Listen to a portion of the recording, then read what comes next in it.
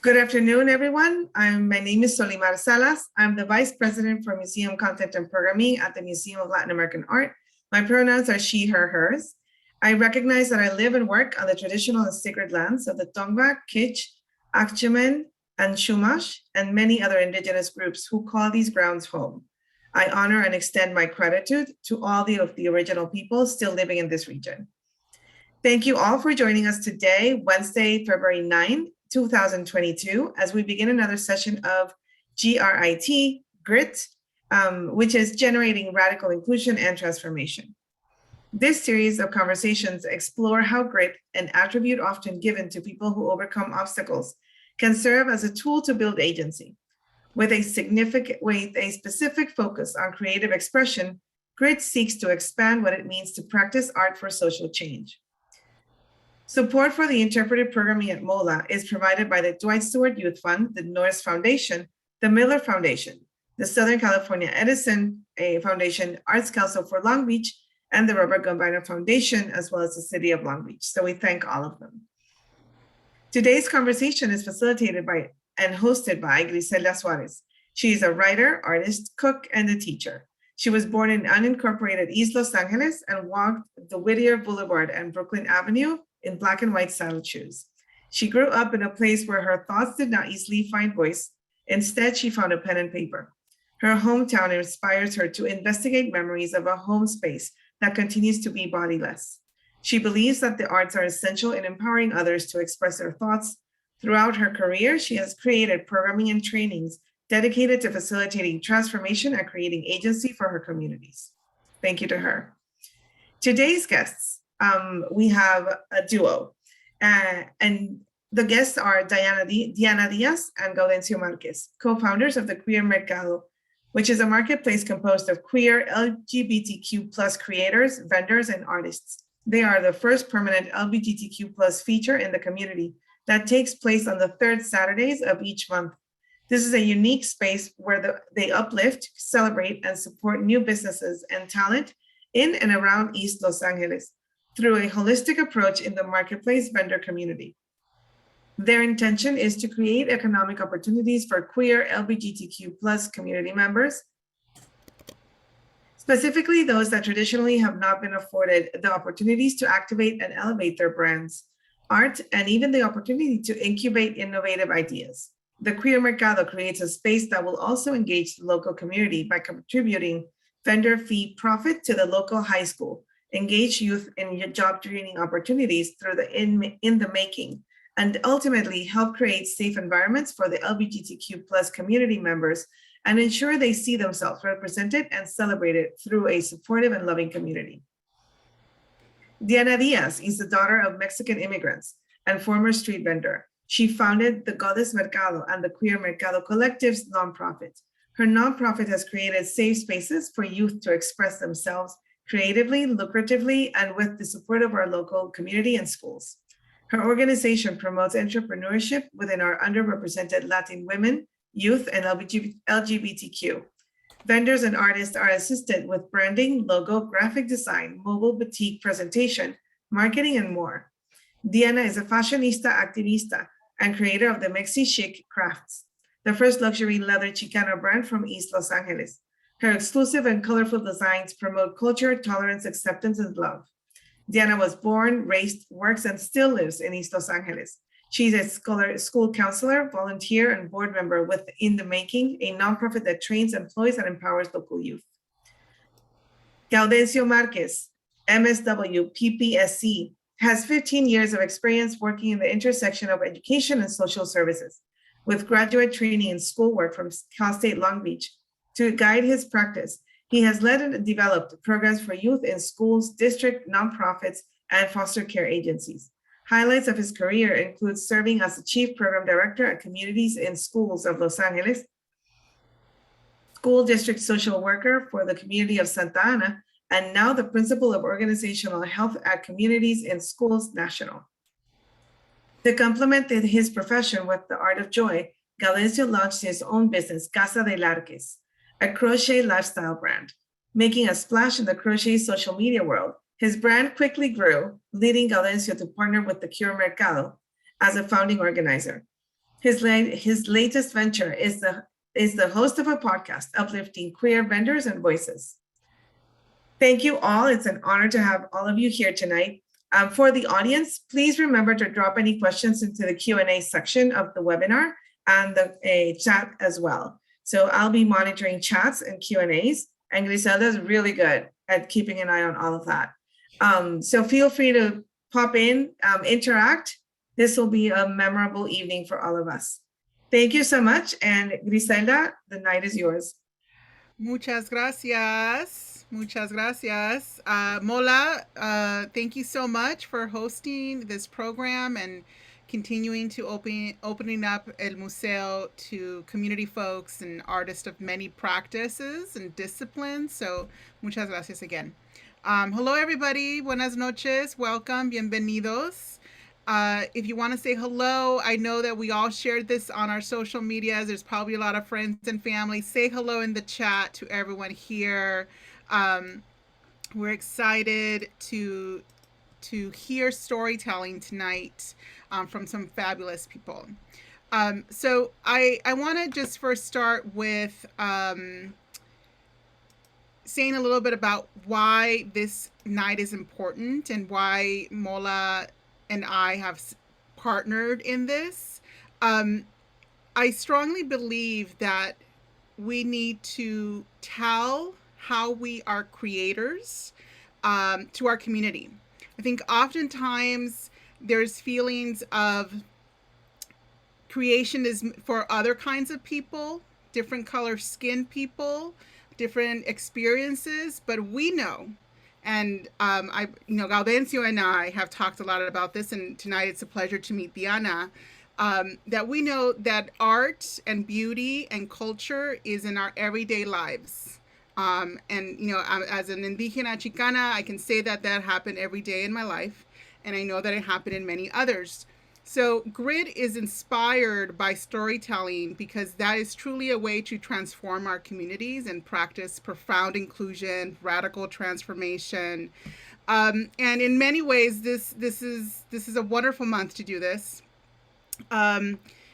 This month marks many great things for my career. I started at the Arts Council this month 6 years ago, but I also started a battle against cancer, and I had a vision 6 years ago that the arts were going to be the healing for me. So tonight is a very special night. I know that these folks do community healing as well. So I'm really excited to hear their cuentos, their stories. So we're going to begin there. We're going to start with storytelling. And I don't know if you had decided who would go first and how to go about this, but I'm going to turn to Diana, because I know before the Queer Mercado, we also had the Goddess Mercado. So Diana, welcome. Maybe we can begin with how did you cultivate this voice that you have now and this expression? And you can go as far back as you'd like. I'll do it. First of all, thank you, Griselda and Solimar and Mola, for having G.R.I.T, an opportunity for us to share stories and empower the community. I'm happy to share with you my journey. I am the daughter of immigrant parents, and my parents did have a small business because they had a difficult time getting paid what they deserved, and they struggled here in East LA. And they had 4 children, including me. And when we were old enough, when we were walking and talking, they put us all to work. My dad dug out the basement from our home in East LA, and he had a small factory that employed our neighbors and our cousins and relatives. And I learned how to sew and manufacture bedding and clothing. And during tough times, they would take us out to Brooklyn Avenue, now Cesar Chavez, and we would sell the pillows. I would walk around with pillows and blankets. And my dad was really funny. He was from Jalisco, from a small town, Yutla, and he knew dichos and saying. He was a great storyteller. And he would tell me, I loved my dad. He was so funny, but he was bipolar. I diagnosed him. And he would tell me, diles esto, diles este dicho, and I would listen to him. And I was the best salesperson And for every pillow that we sold, he would give us money. They never bought us any luxuries. We didn't have soda, or we didn't eat carne at home. I thought we were vegetarians, and we weren't. We were just poor. There was always beans, salsa, tortillas, and we will make do. And I think learning to create, learning to vend was, an experience that enriched me. I hated it when I was a young girl, because I will run into my friends in the community and they're like, "What are you doing here?" And I was like, "Oh my God," I would be embarrassed. It was, I had some shame. But as I got older and I wanted things, I learned to express my creativity by constructing clothing. My dad would take me to downtown, where he bought all the textiles from these Armenian guys down there. And the guys would tell me, "Pick whatever you want. You could pick whatever." They didn't sell retail, but they would let me pick 1 or 2 yards at a time. And he taught me how to make pants, because he was a tailor back in Guadalajara.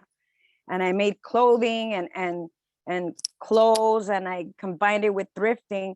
And then when I got to high school and I wanted to buy a car, they kind of gave me their blankets and pillows on consignment, and I would go to a swap meet out in Riverside and sell on my own.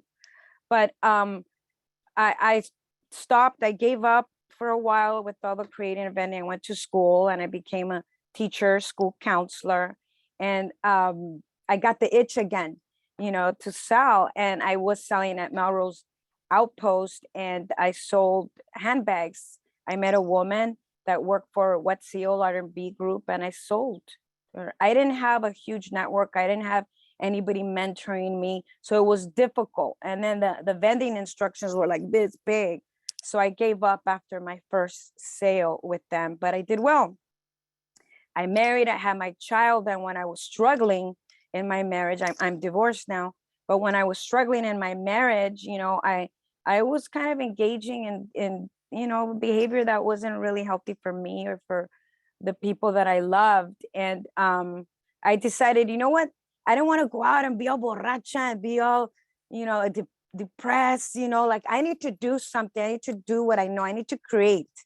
So I started selling purses again, and I joined the vending circuit. There was like a new movement of Latino markets, and I had a great time, and I started exploring different markets. But my experience wasn't like the experience that I had when I was vending with my parents. We did sell a swap meet for like 20 years. And I like that, selling at the swap meet, I would see the same people every weekend, and we were like family. We would even go to each other's homes. They would bring food. I even dated one of the boys from the swap meet, one of the jeweler's sons. He was my one of my dates at school. So I missed that, and I realized that it was important for me and enriching and inspiring. And I thought, I need something like that here in City Terrace, where I'm from. I wish I could have something like that, and I manifested, right? And I started talking about it and approached a local parking lot that I knew, and that's how I started, vending. I recruited all my favorite vendors, my favorite products, the unique products I wanted for the experience for the vendor and for the customer to be valuable as well. And our first event, it was 15 women, and we killed it. And it was so fun. I like to be in costume, and I like to wear my clothes or garments that I make. And I remember I put up that message to the women, everyone, look fabulosas, express yourself, wear our culture. And we've been doing that every month, and our market grew. We kind of bounced around a bit. We didn't have a permanent home. We weren't really accepted everywhere we went. We had some bad experiences, which actually turned out to be amazing experiences, because we found our space at Hilda Solis Learning Academy, which is the old Santa Marta Hospital. And there was you're from East LA, so you probably went to visit people that had their babies or that were sick there. Both of my brothers were born there. You too? That's awesome. It's a magical place. And I feel like we really belong there. I found out that Latina, Chicana, Rosalba Gonzalez was a new principal there, and I got to work with her at Torres High School. She was this hardworking badass, and I was like, I need to talk to her, and she knew my work ethic. So when I approached her, I knew she would say yes. She was on board to hosting us there, and she shared with me, you know, like that a lot of her students, we were still in the pandemic. She said a lot of her students that had graduated had to return their laptops, and she had been talking to them, and they had been sharing their story. And she told me, you know, our community is really struggling. A lot of the family members got sick, some have passed, they've lost their jobs. These kids don't even have Wi-Fi at home. They're having to come to the school. But it gave her the opportunity to listen to their stories. And she told me, I have no money. We don't have the concession stands. We don't have events. I haven't been able to raise money to you know, provide support for these kids. Like, you know, a principal usually has discretionary funds. And she asked me, can you help? Can you do a second market? And I had already thought about the Queer Mercado. I had already pitched it to a couple of places, but I got no's. And I told her, I have this idea, you know, and LAUSD, you know, had this new campaign where the schools are safe spaces, and we carry the badge, you know, that we're all partners. And I told her, hey, I have this idea, you know, what about a Queer Mercado? And I know it can be big, and we can donate, you know, all the profits from the Mercado to your school to help you, to help my community, because I live a mile away from the parking lot from the school. And she connected me with the school district. When I pitched it to the school district, they immediately said yes. And their first response was like, it's about time. That's what we need in East LA. Nice. And that's just, and then I had been following Gaudencio, and you've seen that smile, right? Yes. He has Yes. a beautiful, I fell in love with his charm, with his abuelita, with his work. Yes. You know, like he's so beautiful inside and out. Yes. And I have purchased a gaban from him. Nice. And that was with intention, because I was already working on it and recruiting somebody to help me. And I asked him to be part of the coordination of the Queer Mercado with me and the other volunteers. And he immediately said yes. And that's how it started. Wow, that's amazing. That's an amazing story. Thank you so much for, you know, taking us on the journey of not only your expression, but your family's expression, right? Their handiwork, their hands, their Yes. physical labor in your story. I also wonder if we've ever crossed paths. Probably Probably. did. My madrina vended at swap meets, and sometimes I was the one that was taken to help her out and do all that great stuff. And it's you know, Tianguis culture, right, is Yeah. really important to how our community functions. So I know maybe we did cross paths, but we're crossing paths now. Isn't that amazing? It And is. you're right. That location where you're at is magical. Yeah, maybe it was the nuns, right, who ran that place. I don't know, but it's a magical space. And you know, when customers come, or even some of the vendors, they look at the building, what is here? Some of them don't even know it's a school. They're like, you know, I was born here, my grandma died here. And they have stories of when they visited, and they get so excited about it that they can still come back and visit, and that they see this beautiful market taking place. You know, it is beautiful. Yeah, I think one of the newest murals in the school is by a Long Beach artist. Oh yeah, the walls in the school are beautiful. They're full of art, and the principal's so proud of it. So are the students. They take really good care of their art in there in the hallways. Yeah. Maybe we should showcase that, Gal, because that is beautiful. Yes, Gao. Let's get to you, Gao. Yeah. Gaudencio. Such a pleasure to have you here. And you know, Destino brought us together too. We've met in different situations, and I will never forget the day that we bonded over so many things. I think it might have been St. Patrick's Day, but still, it was, you know, it was a great day. So tell us your story. How did you cultivate creativity, or how did your familia cultivate creativity? Yeah, I love hearing stories, and I will just wanted to kind of insert myself here. The space, even hearing and learning about the story behind Hilda Solis and this spot, like it just makes it even more special. So I'm like even more connected to that space now as well. So I grew up actually out in the Coachella Valley, and my dad parents are farm workers or were farm workers, immigrated from Jalisco into working in the Coachella Valley. And so I always remember growing up being never really realizing that I grew up poor, right? It wasn't until I was older.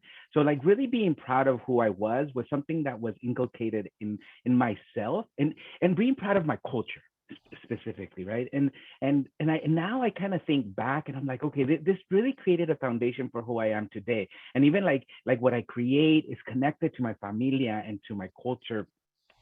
Now how I express myself, even what I wear, like it's really sort of connected to that as well. And I will say that one of the things that I find myself thinking now is that where I'm at now, I never saw myself as a younger kid expressing myself in the way that I am now. Like right now, that younger gay brown Chicano self is literally jumping for joy, just experiencing all of this, right? Like having connected with Diana, having connected with the Queer Mercado, and supporting a space like that. And so I share that because it's interesting. Like, even though I grew up very proud of myself culturally, there was a part of me that didn't grow up proud of, right? Like this queer aspect of who I am. And so for various different reasons, and that was connected to my art expression and my creative expression. Like the moment that I was like starting to dabble in even like creating and coloring a pencil, like making it prettier, right? Like that was shut down. And I remember thinking like, okay, what's happening here, right? Like who do I want to be, and what do I want to where do I want to get to? And that kind of was shut down, right? Over the years with the spaces that I kind of it was in. But one of the things that really remained was this idea of helping people. I remember in high school, one of my ninth grade teacher asked us, "What do you want your tombstone to say?" And it's kind of a morbid sort of activity, right? But I remember that very vividly, and I remember that I wanted it to say "people helper," right? Like that's what I wanted it to say. This was in ninth grade, like 16-year-old Gaudencio who was trying to figure himself out. And I remember thinking, okay, this is what I want to do. And so that's how I ended up like going into becoming a social worker, specifically in education. Education was always like something that my mom was like, you have to go to school, like a la escuela. La escuela es para que, eso nadie te lo va a quitar, nos decía. And I just remember that. I remember that very, very vividly. And that opened up so many doors, from being an organizer as a mechista at UC Irvine to like really like engaging in spaces here in Long Beach, doing the AIDS life cycle right, activating sort of this connection to a world that I wasn't connected to before. And then like, my husband helped me, Eduardo helped me write my ¿cómo se dice? My bio. And it was funny porque le puso, and he made a splash in the social media. Y le digo, ay, en un charquito dice splash. Le dije. And so we laughed about that, right? But it was sort of like we each have our own splash, whether it's a charquito or a big lake. Like our splash is something that has ripple effects, and that little splash of me expressing myself creatively led me to Diana, and led me to a space where like now I'm like I even get like whenever I start talking, ¿cómo se dice las bolitas on my skin, because I find myself really like proud of who I am, but also proud of the spaces that we're creating, right? And honestly, the Queer Mercado is not us doing this. It's community coming together, community trusting us, community saying, you know what? We want to create a space for ourselves. And we're just the conduits. We're just the facilitators. We're the people saying, you know what? We're creating the space. We're doing the logistical aspect of it, but everybody in that space is who's creating it. And it's such a magical, magical space that when you go there, you're going to find yourself like really sort of engaging and feeling the love that people put into their products, feeling the love and how proud people are coming in with how they get dressed, with how they present their products, with how they talk to you and share their stories. That's like, to me, those are pieces that, like, I'm like, this is such a beautiful space where we are celebrating each other, where we are celebrating ourselves fully and unapologetically, where we're saying this is who we are. And then we're saying, you know what, we're going to activate something that is going to help sustain us and help us heal. And so there's all these sort of pieces, and that's where, like, I see myself and Diana's inspiration in a lot of this as well, because she's aspiring and she's doing things that a lot of us are like, I want to be there, right? Like, I want to be able to create my own products and be able to live off of that. But also, while I'm doing that, I'm also healing. I'm also creating, and I'm also bringing joy to myself and to the people around me. So, but anyway, so that's my journey and how I've kind of got into this space and this voice that I'm like, wow, where is this voice coming from? Where's all this coming from, Gaudencio? But I'm loving it and I'm writing it. It's always been there. That voice has always been there, for sure. That's wonderful. You know, I got really emotional hearing you talk, because I think these are the moments where we acknowledge the tensions of the past, or the frictions, or the difficulties, right? And just like the program, you know, generating this radical idea that everyone's included, that we can transform our communities, and that whatever someone creates, whatever it might be, right? You have all kinds of vendors, right? That they're creating that health. Yeah.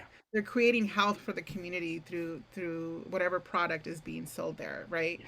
And that, you know, someone could learn how to be proud of their work because our parents, our families were proud of the work they did. They were proud of the pillows of that tray. They were proud of, you know, cultivando the earth. They were, you know, my parents had a roofing business and they were proud of that work, right? So it's really beautiful, and you really are making a beautiful impact.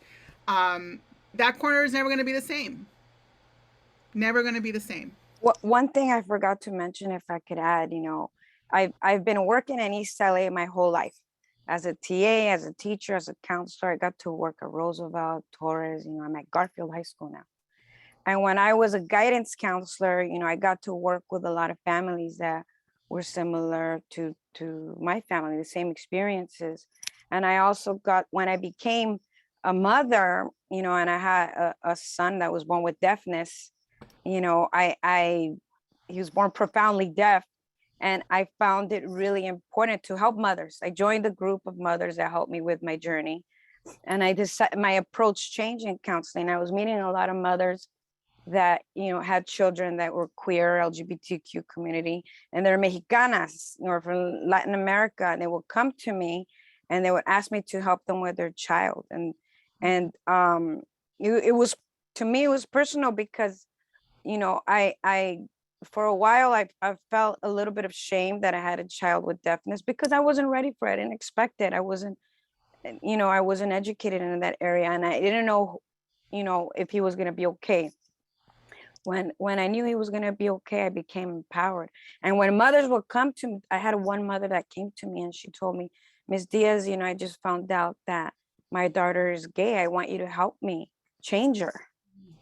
You know, I was blown away, and she told me how much shame she had. And this was a beautiful girl, a student that I cared for, that had been struggling, and things started making sense. And it was personal to me. And I told her, you know what, Senora, I developed a relationship with her already. That's how I was able to say this. I told, you know what, Senora, con todo respeto, there's nothing wrong with your daughter. There's something wrong with you. You know, I wish that we could trade children that abilities. You know, my son was born with deafness. I don't know if he's going to be okay. You know, and she broke, you know, and she realized, you're right. She's perfect. She's intelligent. And I was able to call out to people that I knew, and I got resources, and I referred her to LGBTQ Center in Hollywood, and she actually did go to a group. But this, as kids were coming out, because the schools start becoming safe spaces in East LA, parents start sharing their shame. Yeah. And I was working in this during the small school concept, and mothers were telling me how they were kicking their kids out and they would take them to a priest. One mother found her daughter binding and she's like, la llevé al sacerdote, and I told her, and I thought, oh, it broke my heart, because they were so shamed. And for me, even my own brother, my dad found him, with another boy, vecino. My dad beat the hell out of him and he locked him in a closet. And my brother struggled with mental health and addiction his whole life. And until recently, when my dad got sick, my mom told me, your dad's paying for it. You remember that time he locked him in the closet? This was the reason. And I realized, my brother wasn't able to be himself, and he struggled with mental illness because of the shaming. And it was not just my brother, it's a lot of people in my community. Yes. And it is personal because I haven't left. I live here, I work here. The support, my business is growing because of my family, my friends, my supporters, my students, the families that I worked with. And I feel that it's important to create spaces where we could eliminate toxic masculinity, because in the end, when I would talk to the parents, they love their children. They were just feared what the community would say. They feared the crime. They feared the hate crime. They feared the rejection for them. And I think that it's so important, even for me as a Chicana, as a daughter of immigrants, as speaking with my first language, it was Spanish. My name was changed from Diana to Diane, and I was okay with it. I wanted to fit in, but as I educated myself and I became empowered, I realized that it is important to be very visible, not just as a woman, as queers, as the LGBT, as Chicanos, as variety of cultures that we exhibit. And the more visible we are, the more tolerance we raise, the more acceptance, the more we educate, and the more empowered we become, the more creative and expressive and we are. And I think that this whole journey, this whole space here in East LA, for our community, for our Chicano community, our Latino community, is so special, because we're going to help a lot of kids heal, a lot of families heal. We're going to empower a lot of families, a lot of mothers. And we see it. I've seen some of my former students, and they're coming and they're out and they come with their abuelitas, and they're so happy that they're there, that they can go on a date, that can show up with their family, that everyone there accepts them in the heart of East LA. Right. So beautiful. Yeah, it is. It is. And I think the part of the healing is that as a community, as familias, as whatever chosen families that people start creating, that nurturance, right, is part of it, that we nurture whatever it is inside of them, right? That it's no longer about shame, but nurturing the light inside of everybody. Yeah. I as a young queer Chicana in East LA, I know Bienestar on Beverly was one of the few spaces that held space for young queer people, and this kind of transformation is really hits my heart really strongly. So thank you for this work. Really thank you. Heart.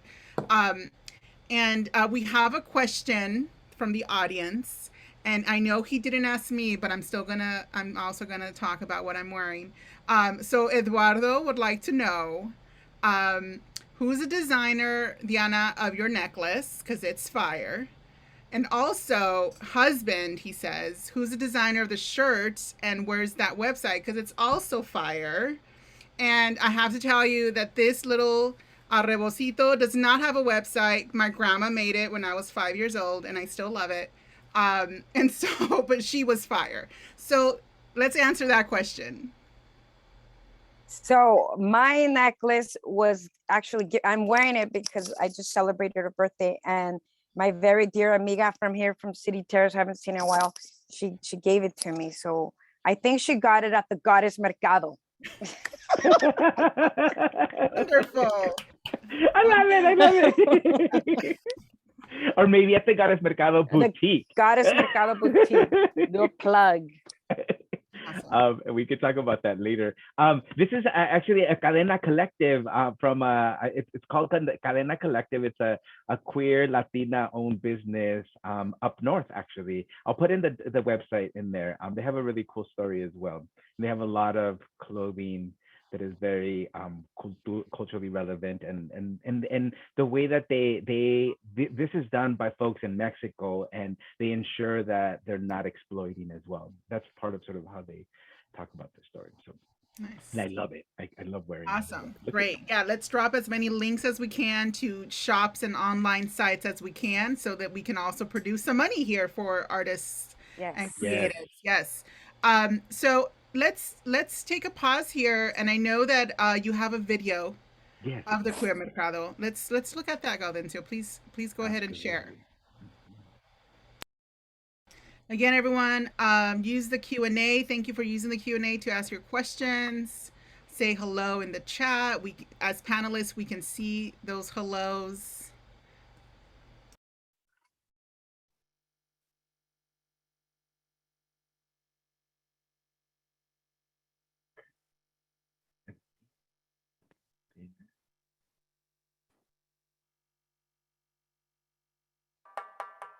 Able to hear. So we're in East LA. This is my home, my residence, where I work, where I shop, where I love, and I'm a vendor. I'm a former street vendor.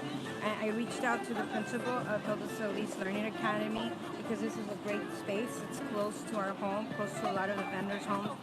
And she agreed to support us in promoting our brands and in creating a safe space where queer Latinos can come and be themselves and eliminate machismo and empower each other and inspire each other and hopefully build our brands so people could see how amazing our community is.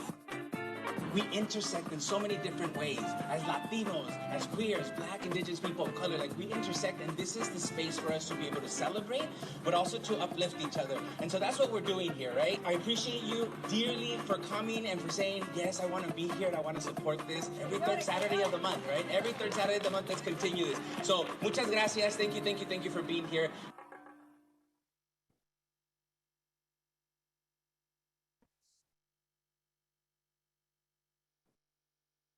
Everybody was able to hear, right? Yeah. That video was given to us. Yeah. I was say, was that the person who made it, Pepito Coffee? Yeah. So and Diana can talk a little bit more about this as well. This video. So when we first launched our first Mercado, and as we were engaging folks and as we were sending out messages and saying like, hey, we're starting this. Our first Mercado was with 42 vendors, which now we're at over 100 vendors every month, which is it's incredible, and performances and food. Pepito Coffee and Mike de la Rocha in particular, who is a co-founder of Pepito Coffee, he also runs a marketing firm that supports entities like us to uplift. And so he came to us, Ryan Montes was connected to him, and he's like, I'm going to do this for you all. And he went in the first Mercado and he started filming, and he created this video for us. And we're like, this is incredible. And this is the type of support that people have come through with. Like, it's incredible to see the community coming to and saying like, we're going to support this and we're going to uplift this and we're going to make sure that this sustains itself as well.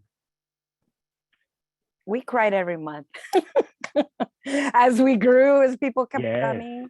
And you know what I'm learning too in this journey is that because we created this space with a minimal fee. And I realized with my experience as a vendor, I would go to events and I would sometimes pay $200, $300 to vend. And sometimes I didn't sell anything. And it was so discouraging. And sometimes I even considered selling my business. And I didn't want other vendors to have that experience, especially not in my community. And I realized the power of building community and being able to retain the same vendors. You know, like Gao said earlier, they have a sense of ownership. They're all working so hard to promote the event. So we charge a minimal fee, and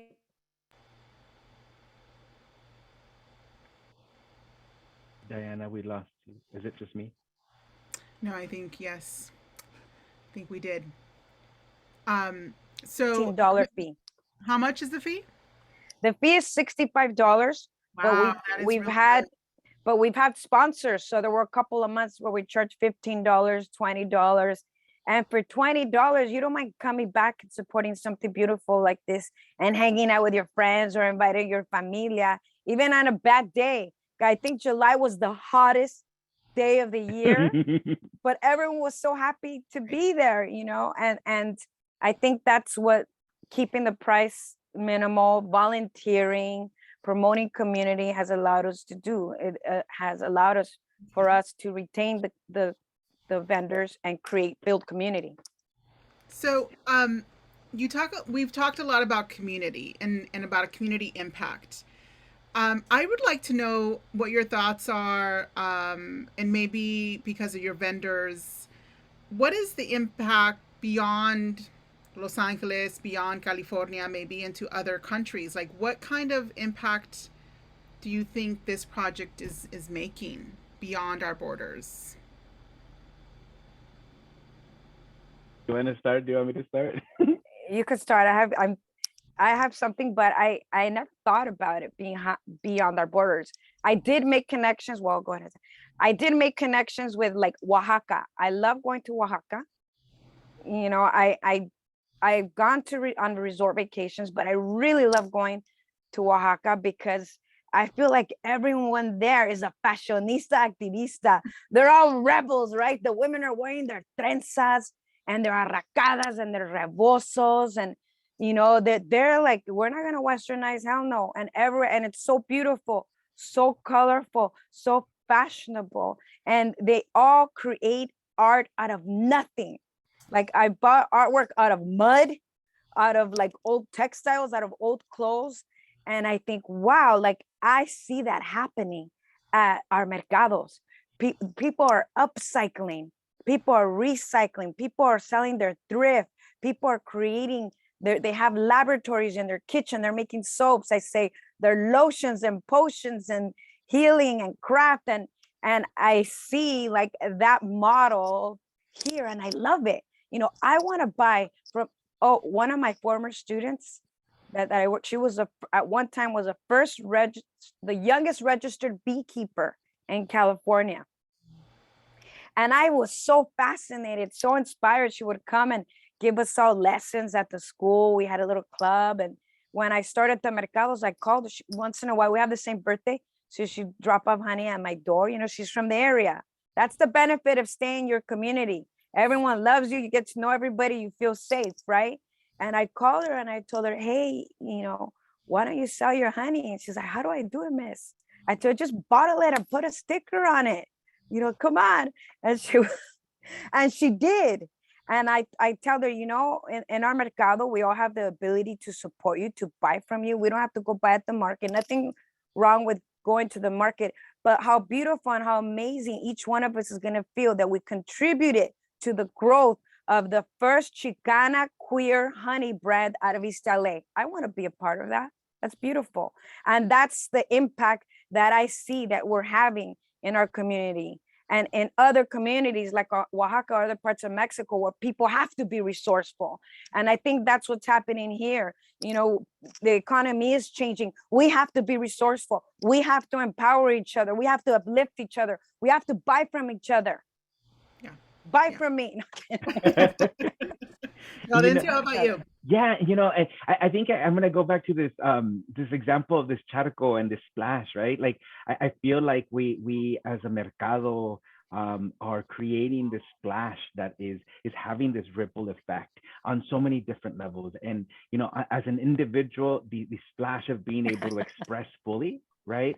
To like seeing other vendors come into the space and saying, hey, I have an idea, I want to test it out, right? And really sort of being able to activate. And so this idea of for us, by us, like we're creating, we're healing, we're creating economic opportunities for ourselves, but we're also engaging the community to support each other, right? And so like that's gonna have these ripple effects in our community, in our familia, the ability to be able to heal from past traumas. Like I see all of that happening, right? Like and granted, like we might not be able to tangibly say like this is sort of how it's happening, but like we do see it. I mean, in the Queer Mercado in particular, we are seeing people from all these different intersections coming into this space, right? Yes, it's in East LA. We're also seeing folks, the queer community intersects on so many different levels, right? Different communities, and we cross boundaries. And so we're seeing that, and we're seeing folks, Black community, Brown community, Asian community, and it's just such a beautiful space. And then, I will sort of add this. One of the things that we're doing is we're doing Queer Magic Wednesdays. We haven't done this in a few weeks, but we do, and we talk about why people are doing what they're doing and tell their stories. And there's a few things that fundamentally always come out of these conversations. One is that there's a strong connection to familia, strong connection to cultura, but also this need and this want to change the world and to want to change our community, right, for the better and create positive changes. And I'm thinking of Amado, who he's a vendor, one of our vendors, and has been there from the beginning. He sells incredible products. Ethical Punk is his name. And when I interviewed him, we talked about how he's like, I want to change how masculinity is viewed. I want to talk about how it manifests itself in our communities, how it is toxic, but there's also some beautiful sort of aspects to it, right? And him as a trans man, he was talking about how, like, look, I can also appreciate and love my femininity at the same time, right? And so, like, there's this beautiful sort of conversation that we were having about how we can change ourselves to change our community, to change the world. And it sounds cliche, but I really do believe that that space is allowing us to activate in ways that a lot of us haven't had the opportunity to do, right? Yeah. For various different reasons. And I think that the Queer and the Goddess Mercado are creating that space for us to do that. Yes. So. And I'm going to also, I said, going beyond our borders, and I was thinking about that and hearing your stories, and I was like, well, I don't, what I think this work does is gives people the space to realize that those borders are not borders, right? Yeah. That they were forced on, and that these practices have been going back and forth for a long, long time. Yeah. And also that our two-spirited folks, our queer folks in many of our communities, we have always done this kind of work, right? And so it is really special. And the intersection of it, and I saw it in this quick little video you see lots of intersections there. Everything from all the elements are there, like working with barro, right? Working with clay, to working with air, because you have a candle, to I know there's foods. I think I saw a poet there who was also a crafter. I think I saw one of her boots there. So, there's so many genres. It's just really exciting work. It really is. Yeah. So what kind of initiatives do you have now? What's coming up? What's the future hold? The future holds a lot. You want to talk about the podcast, your podcast? Yeah, I mean, one of the things that so two things I'll share. One thing is that we are finding ourselves really wanting this space, these spaces that to be what we've been talking about, where it's a support system, it's supporting vendors to activate, their passion, and so we want to be able to create curriculum and workshops to support and have folks come into the table that are a part of the Queer Mercado to support each other. And we're already seeing elements of that. So we want to continue to elevate that learning community, and that ability to be able to incubate ideas to kind of launch and support and uplift each other. So that's one thing. That's a vision. And then the other thing that we want to make sure that we are just launching, and we're going to give a little bit of a sneak peek into something that we're doing, but we are launching a podcast. We're launching a podcast, a Queer Mercado podcast, where we felt it was very important to archive these stories of vendors and the community that we're creating together as a collective in the space. So that is something, and we have a song that was created by one of the performers that comes in, Chelo Azul, and we're going to share it in a little bit as well. So it's exciting. Nice. And the other thing, and then the other thing is that we're dabbling into like creating a traveling mercado of sorts. We're coming to Long Beach. We're talking with Griselda with the Arts Council. Can I share this? Yes. Yeah. Let's put it out to the universe. Yes, let's put it out into the universe so that it makes sure that it happens. We're talking about bringing it to Long Beach and working with the Arts Council here in Long Beach. And Griselda has been very gracious in supporting us in doing that. And so we're excited about doing that. We're excited about being able to come and bring in the vendors from the Queer Mercado, but also engage the local community and bringing in queer community and queer vendors into this particular space. So that's very exciting. That's super exciting. Yes. And by the way, I forgot to say this earlier. There is someone, Lisbeth was very excited when you mentioned from Oaxaca, because she's from Oaxaca. She's in the room. Hi, Lisbeth. I think there's the idea of travel is important because there are many communities that need this kind of work. I don't know if I haven't seen the entire list, but my prima is involved with the Downey Arts Coalition. She also grew up in East LA. And so she does, her work, and there's so many great folks doing similar work, right?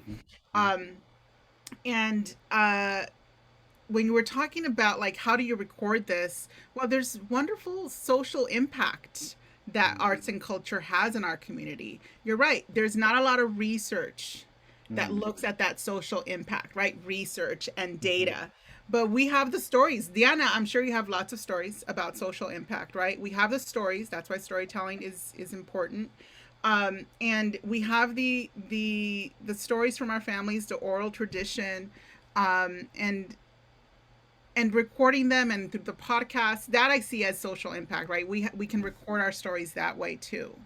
I think it's important, Griselda, because I don't know if you have the same experience, but I did growing up. I talk about shame because that was in my culture and my religion.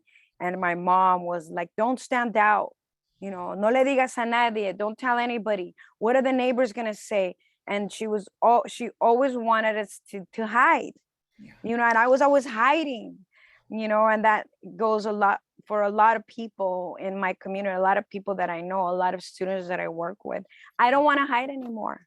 Yes. And it feels so good not to hide. Yes. And it's so empowering to be your authentic self. Yes. And to express yourself via, how you look.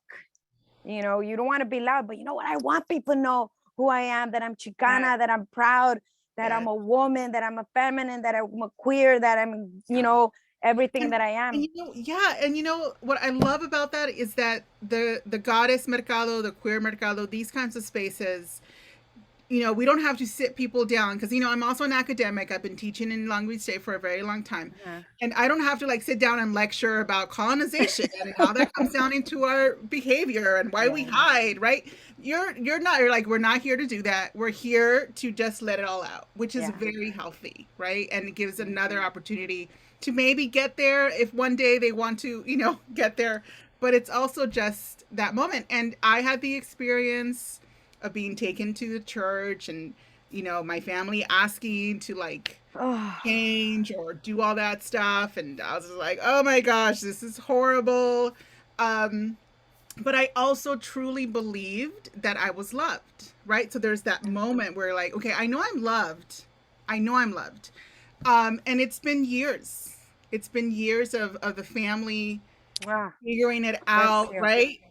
Like, okay, let's just do this, and it's gonna be awkward, and I am not giving up on this love, and I tell that to some of my students who have approached me when they're like, I want to come out, or I don't identify with this body, whatever it is. I'm like, there's a lot of seeds of love there, and there's strong roots, and I'm here for you to cultivate it however you want to cultivate it.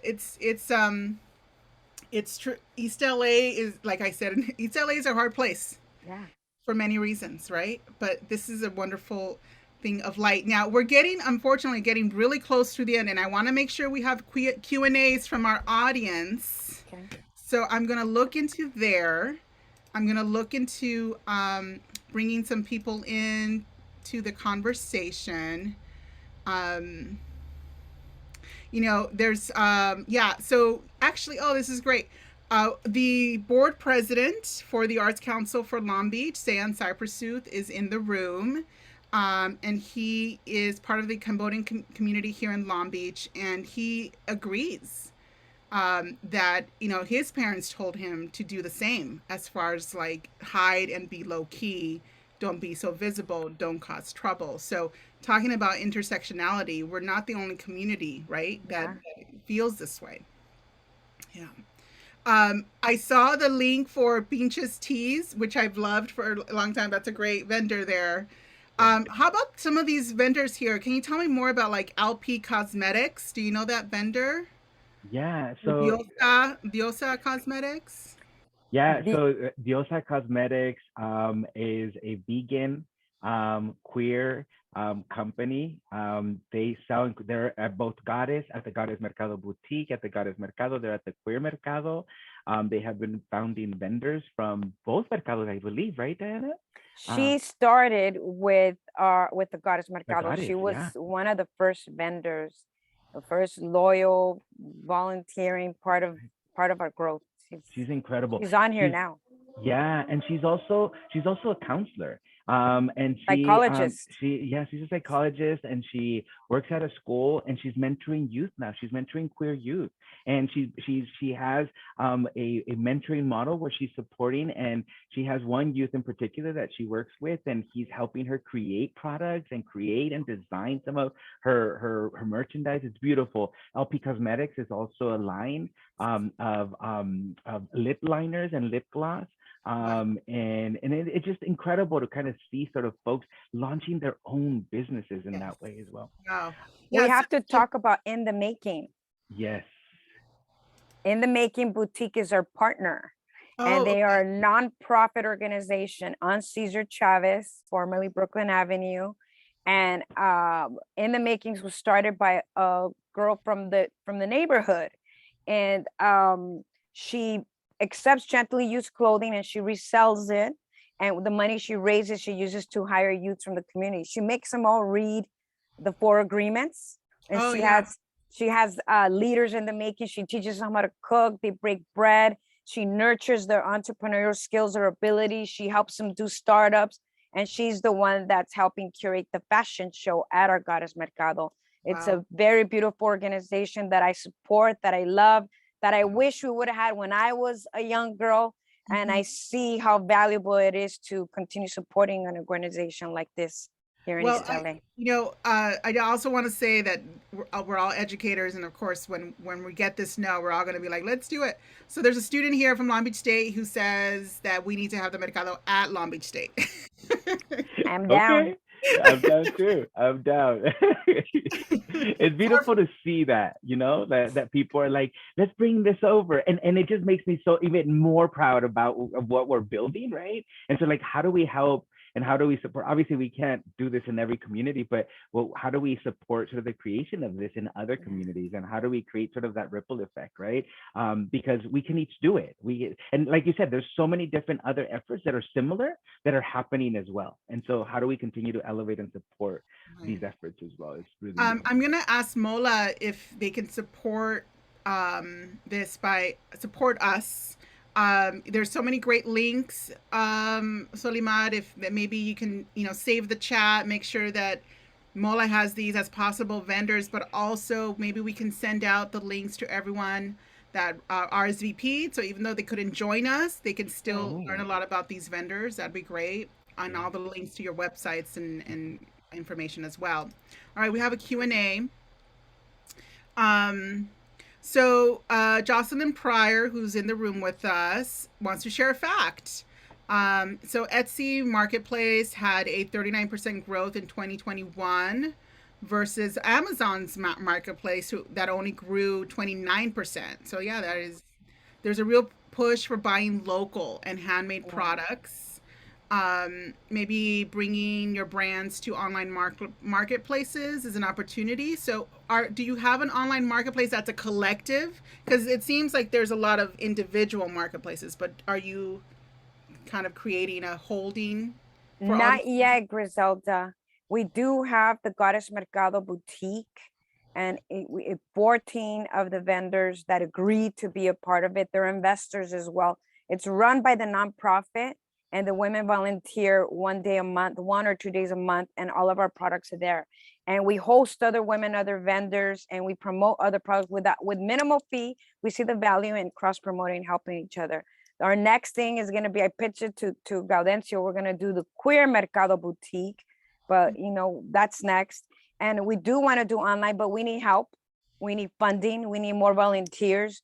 You know, we need more people that are aligned with our vision to come out and support us.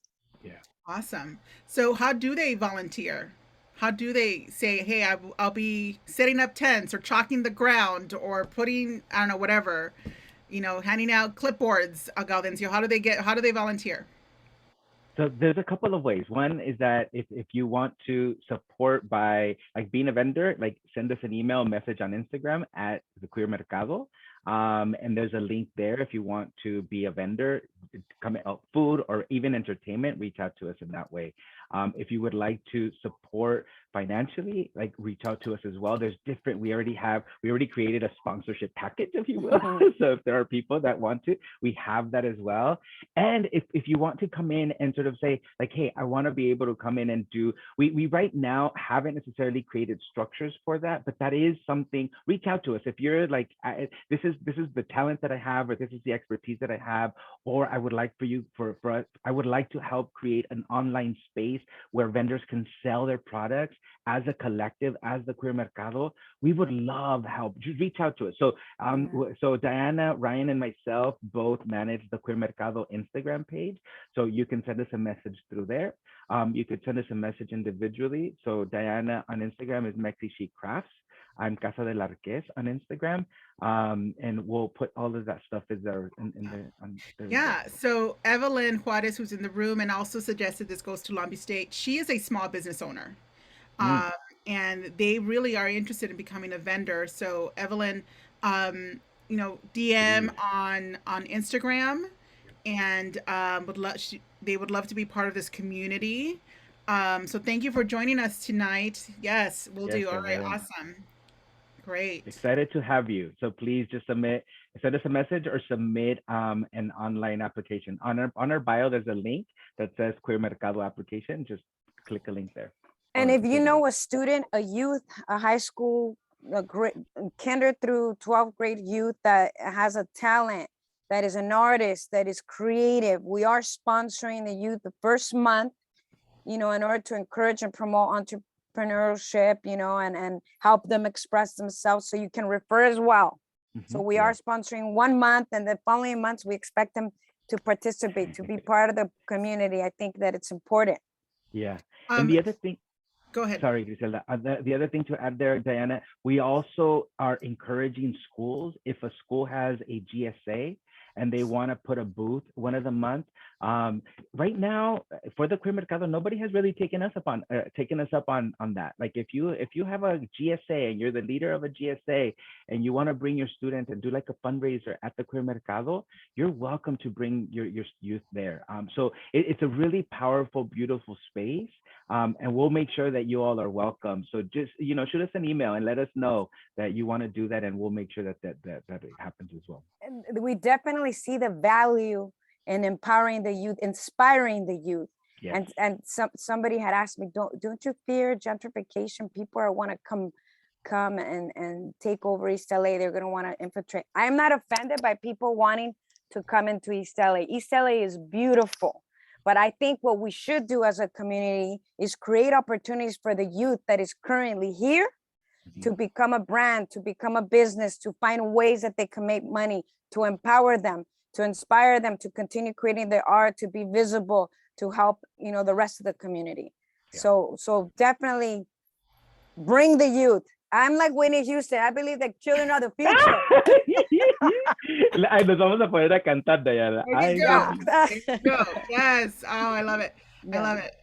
Okay, so Gaudencio, maybe you can begin getting ready for the share. I have one last question from Yvonne Marquez. Oh, actually a comment. So big thank you to you both and Ryan for all your hard work. We love being a vendor. They love being a vendor. Oh, Yvonne. That's Adelita's Revenge. They have We love it. incredible stuff as well. And they have some great stuff happening in the future. So Yeah. Cool. Awesome. Yes, I think there was a link to Adelita's Revenge yes. in the chat. Awesome. Cool. So tell us about what you're sharing now. Okay. And this will be our closeout, and then Yes, we'll have thank you. Solimar join us again. Yes. Okay. So this is really exciting. As I've mentioned earlier, we're starting a podcast to archive all of our stories, or many of our stories. So we, Chelo Azul, who is a performer who has been performing from the beginning, actually, and his band Corner House Cafe, Corner House. Sorry, I'm blanking out. The Corner House. And they are incredible. He plays the cello, and he's, incredible artist. And him and Maria Chingona created a song for us. And it's still in draft form because we still want to include some community voices in there. But check it out. Hold on, I'm going to share it. It's super exciting, okay? So I'm going to share, you're going to see my screen, but you'll also hear the music.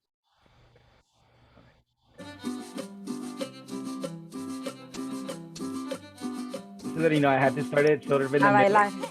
Ahí va.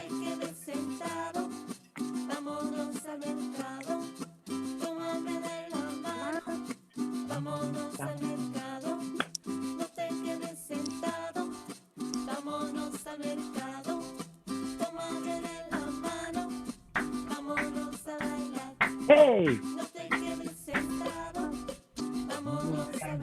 ¿Quién va a ir al mercado? Vámonos. ¡Vámonos!